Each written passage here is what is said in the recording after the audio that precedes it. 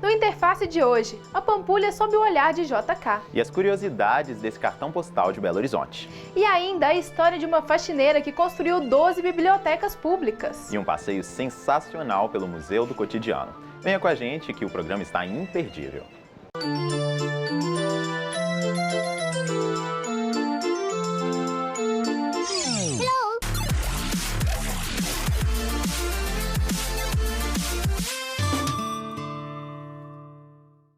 Década de 40.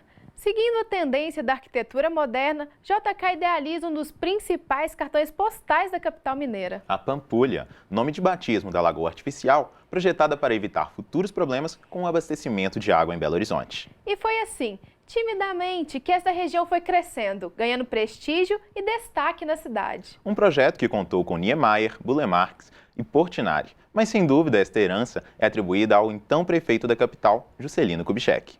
Entre linhas e contornos, os rabiscos tomam forma e se desprendem do papel.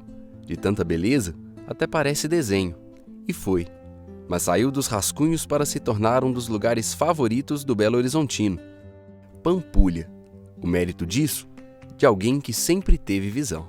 A Pampulha, ela representou os antecedentes arquitetônicos que depois foram empregados em Brasília. Através da arquitetura da Pampulha, do paisagismo e dos murais de Portinari, aquilo se tornou uma referência no cenário artístico internacional. Basta um simples movimento para que o cartão postal se revele. Em cada imagem, um retrato da nossa história, que mistura a natureza e o legado de um nobre mineiro, Juscelino Kubitschek, ou simplesmente JK. Para Dona Maria Luísa, filha de um grande amigo de Juscelino, era fácil perceber o otimismo e o olhar que o levariam longe. Ele tinha, assim, coisas que, mesmo eu como criança pequena, percebia que eram diferentes. Ele era um visionário. Ele já via as coisas como você vê que tudo dele, Brasília, Pampulha, são coisas de quem pensa longe. E ele pensava, ele tinha uma visão de pensar mais longe do que aquilo que estava ali à frente. De Diamantina para os livros de história do Brasil e do mundo, Juscelino conquistou muitos admiradores, que quando olhavam para a Pampulha, hoje patrimônio cultural da humanidade, tinham já naquela época uma certeza: Juscelino enxergava muito além do seu tempo. E foi pensando em retratar esse olhar que a Fundação Municipal de Cultura promove na Casa do Baile a exposição JK e a Modernidade, com acesso a elementos e objetos que recontam em detalhes parte das obras do ex-prefeito da capital mineira. A nossa intenção com essa exposição, a criação da exposição JK e a Modernidade, foi, em primeiro lugar, fazer uma homenagem a esse grande prefeito, né, esse grande agente público que nós tivemos em Belo Horizonte na década de 40. Foi aproveitar esse momento para poder levar a conhecimento da população em geral o que se passava, né, pela cabeça desse prefeito como cidadão, que tipo de modernidade ele tentou trazer para Belo Horizonte com a sua gestão. Não só do complexo, mas também de Brasília, né, da capital, né, porque o sonho dele partiu daqui, né. Eu acho que isso aqui é importantíssimo, deveria ser mostrado não só aqui em Belo Horizonte, mas a nível nacional. E não apenas os textos e as imagens, as peças que se encaixam também ajudam a recriar partes do patrimônio cultural da humanidade. Na oficina Conhecer para Cuidar, crianças e adolescentes aprendem na prática como respeitar cada pedacinho da nossa história. O projeto Conhecer para Cuidar tem a sua ideia central em apresentar e cada vez mais trabalhar a história desse patrimônio. O patrimônio ele dá identidade em uma cidade, dá identidade a uma população. E isso, mais do que nunca, se torna uma referência. Você consegue identificar uma cidade pelo patrimônio que ela tem. Uma forma de treinar novos juscelinos que veem o mundo de forma diferenciada, respeitam o presente, mas já enxergam o futuro. O mais que eu gostei foi da igrejinha da Pampulha, que ela é muito importante pra gente, que ela virou a obra cultural do Brasil. Várias coisas sobre a igrejinha, a casa do baile, o museu, várias coisas, eu gostei muito.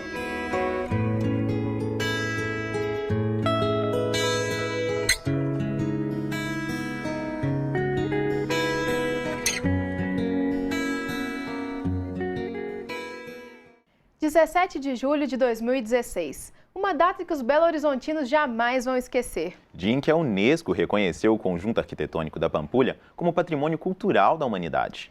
Apreciada pelos contornos, paisagens e monumentos, a região recebe turistas do mundo inteiro. Que se encantam ao olhar de fora. Mas como será a rotina de quem está lá todos os dias? Quem responde é Carlos Moreira, que é ambientalista e presidente da Associação de Moradores da Pampulha. Então seja muito bem-vindo, Carlos, é um prazer te receber aqui hoje. Obrigado, eu que agradeço. E para começar aqui nosso bate-papo, a gente tem ouvido falar com mais intensidade da Pampulha. Tanto o poder público quanto as mídias têm supervalorizado o local. Mas para você que é morador, o que é a Pampulha para além dos cartões postais? Para quem mora na Lagoa, não há, na Pampulha em si, não há uma mudança em ser patrimônio cultural da humanidade. Isso, num primeiro instante, nem haveria de ter algum impacto, porque os impactos que tem que existir na Lagoa são obras, são fluxos de logísticas, são reformas de cultura, de educação. Isso leva um tempo, assim como vai ser necessário para manter como patrimônio. Você disse aí das pessoas que vivem ao redor da Lagoa, né? Mas e as pessoas os belo-horizontinos? Você acha que houve uma mudança no olhar em relação à Pampulha? Você acha que existe essa mudança no tratamento com a região devido a esse título de patrimônio cultural da humanidade?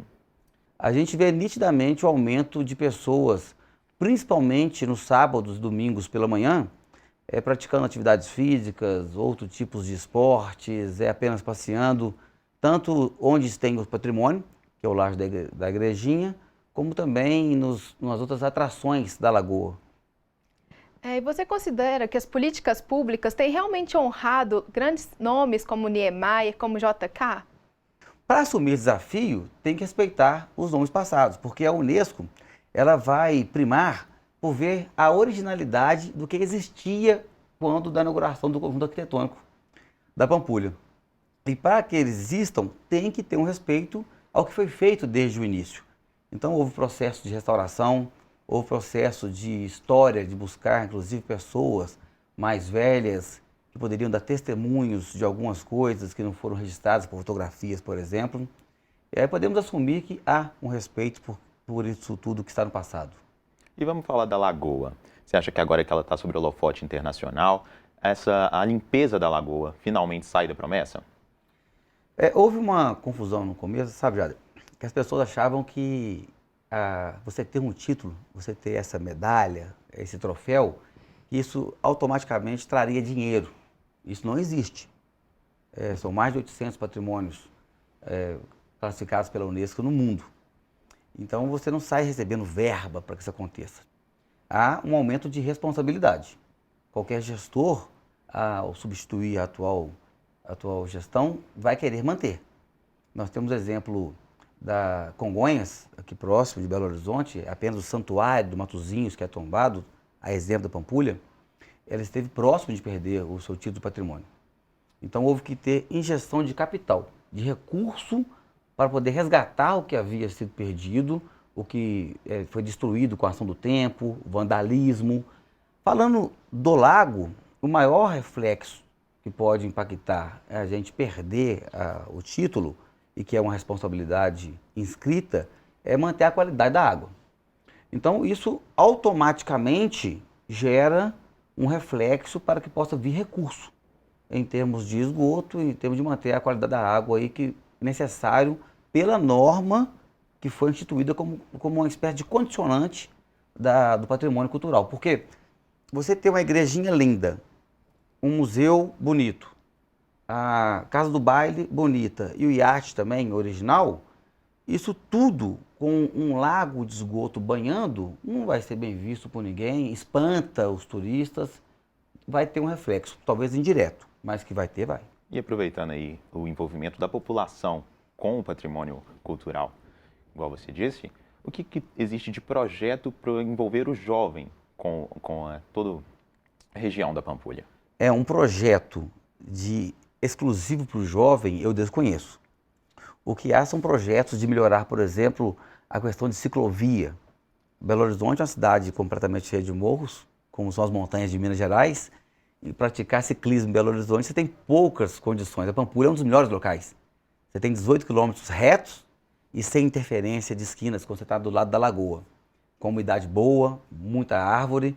Você levando uma maior facilidade para ciclovia, para skate, para patinação, para corrida, para capoeira, esses esportes, automaticamente você atinge o jovem. Então é isso, muito obrigada pela entrevista. Realmente é muito importante, né, tratar desse tema para que os jovens hoje tenham um pouco mais de consciência, reconheçam o espaço em que eles vivem, né? Foi um prazer, obrigado pela participação. Eu agradeço, à disposição. Nós vamos para um rápido intervalo e, na volta, as curiosidades que poucos conhecem sobre a Pampulha.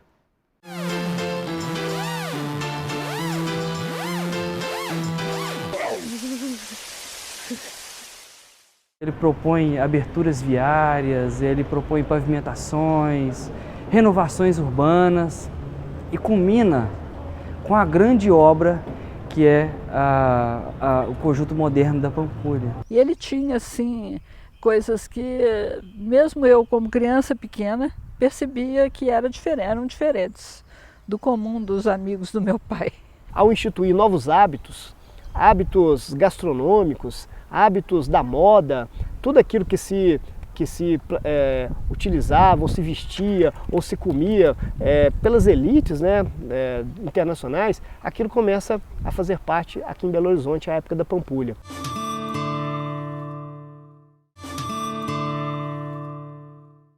Já são 70 anos de história que todos julgamos conhecer. Mas uma coisa é a Pampulha que a gente conhece. Outra é que descobrimos entre um link e outro das curiosidades da região. Seria isso? Com certeza, Elisa. Eu mesmo fui surpreendido com muitas informações, mas teve quem ficou ainda mais surpreso do que eu. E teve aqueles também que conhecem a Pampulha como a palma da mão. Hoje eu estou aqui em um dos principais cartões postais de Belo Horizonte, um lugar que une lazer, arte e muita beleza. Além disso, acabou de ser considerado Patrimônio Cultural da Humanidade pela Unesco. Já sabe que lugar é esse? É claro que eu estou falando do Complexo da Pampulha. E hoje nós vamos saber se as pessoas que costumam vir aqui conhecem as curiosidades desse lugar. Vamos descobrir?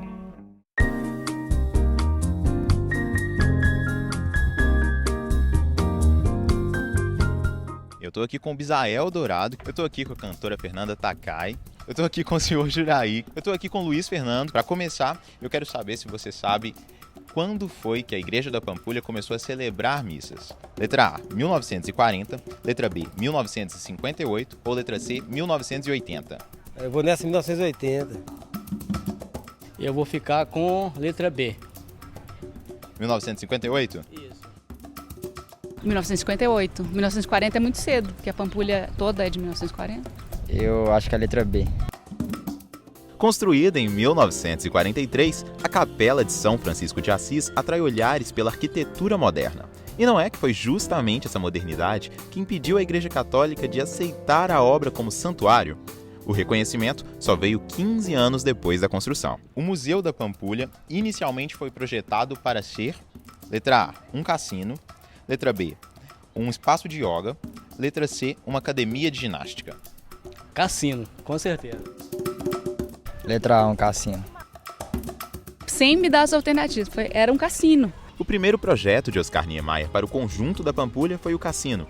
Porém, com a proibição desses espaços no Brasil em 1946, o cassino fechou as portas, sendo reaberto somente em 1957. Aproximadamente, quantas famílias de capivaras vivem aqui ao redor da Pampulha? Quer as opções? Letra A, 100. Letra B, 200. Ou letra C, 175? Eu acho que é a letra C. Letra B. 175. 250.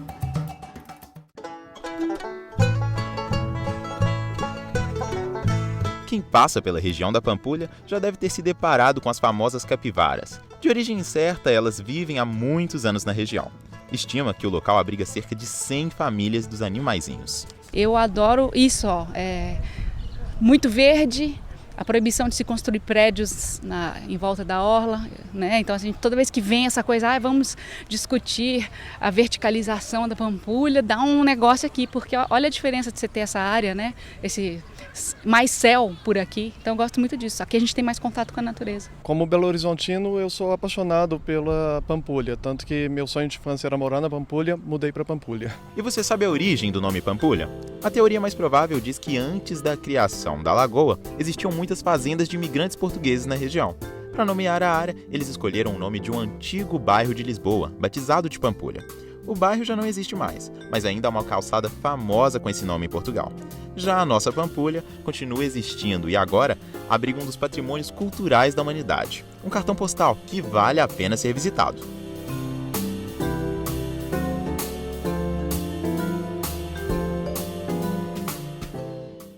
O livro é o passaporte e a bússola para o ser humano, para ensinar, para ajudar, para educar, viajar sem sair do lugar.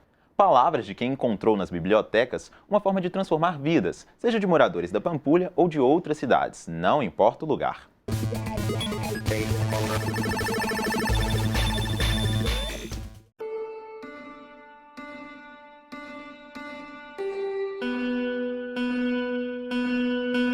Meu nome é Vanilda de Jesus Pereira. Nasci no dia 25 de dezembro de 1962. Aqui em Belo Horizonte mesmo. Hoje, o trabalho que nós realizamos é aqui na região da Pampulha, no bairro Jardim Paquetá, mas que abrange, né, está aberto e aqui é muito frequentado pela região inteira, né? Hoje nós temos 22 bibliotecas no estado de Minas Gerais, incluindo Bahia também, né? A primeira biblioteca que eu fundei foi no bairro São Francisco, às margens da BR-262. Eu não tive o propósito, né, a ideia de montar bibliotecas. Eu queria ter livros para emprestar, né, para que outras pessoas pudessem ler. Então fui em busca de doações, comprando em sebos, sempre na captura de livro, papéis informativos, folhetos, boletins informativos, tudo relacionado à literatura que eu encontro, seja jogado na rua, no lixo, ou vendido mais barato, né? Eu compro e venho trazendo, e quando outras pessoas precisam, eu dou, eu empresto, né? Para que mais pessoas possam ter acesso. Ter uma biblioteca em casa é ter o paraíso nas mãos, né? Ali você viaja para onde quiser, da forma que quer, na hora que puder. Então, assim, é tudo de bom, você não precisar sair para procurar, você tem em casa, né? Que a gente sai para procurar na rua que não tem em casa, aqui a gente não precisa sair. Você quer viajar? Pega um livro, você escolhe o país, a cidade, a hora que você quer viajar e pronto. Não precisa ir no aeroporto, não precisa ir na rodoviária, não precisa pegar trânsito, é maravilhoso. Aqui na biblioteca, a biblioteca em si é só uma isca, né, para fisgar crianças e a família que está em fase desestruturada para acolher as pessoas mesmo. A principal influência que as bibliotecas que a gente monta tem criado nas pessoas é a influência de estudar mesmo, né? O pessoal tem corrido atrás de faculdade, de cursinhos e tem melhorado também a parte intelectual e financeira de todo mundo que vem até aqui, né, correr atrás do sonho deles. Fazendo um autorretrato meu, teria que fazer uma retrospectiva, né? Eu me definiria uma fênix mesmo, sabe? Eu sempre começo do nada. Eu pretendo deixar um legado para os meus filhos, para os meus amigos, sabe? De guerreira mesmo, sabe? De correr atrás, de ajudar idealizações de pessoas que talvez, se fosse só por elas, não conseguissem realizar. Então, assim, eu queria deixar, sabe, que as pessoas se dispusessem mesmo, não olhassem barreira.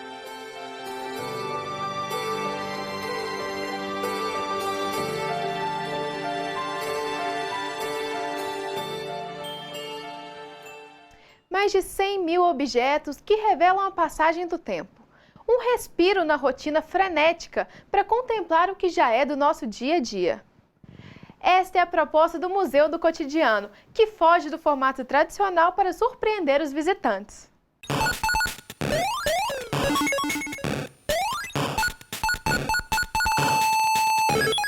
Amigo, seguinte, Eu encontrei isso então dessa forma que vocês estão vendo, é um NSS. Aí ele anda. Trata-se. Ah, não, agora acho que eu vou tirar a bota. Descalçador de botas. Você pôs no chão. Uma descoberta.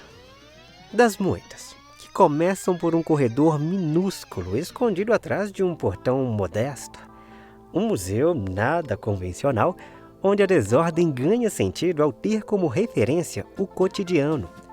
Coisas de séculos, coisas de ontem, coisas de hoje, do dia a dia.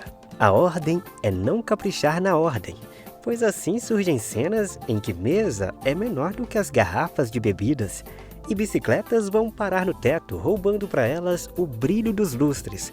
E se falta espaço, há sempre de ter um lugarzinho para o caso de um novo achado.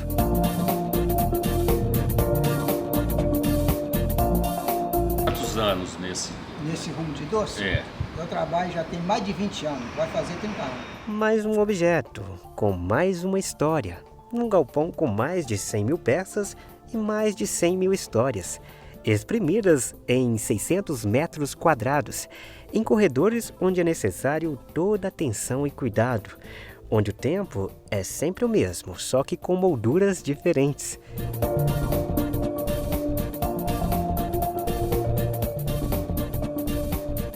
E nessa viagem, não dá para ir de táxi, mas é certo que ele está por aqui.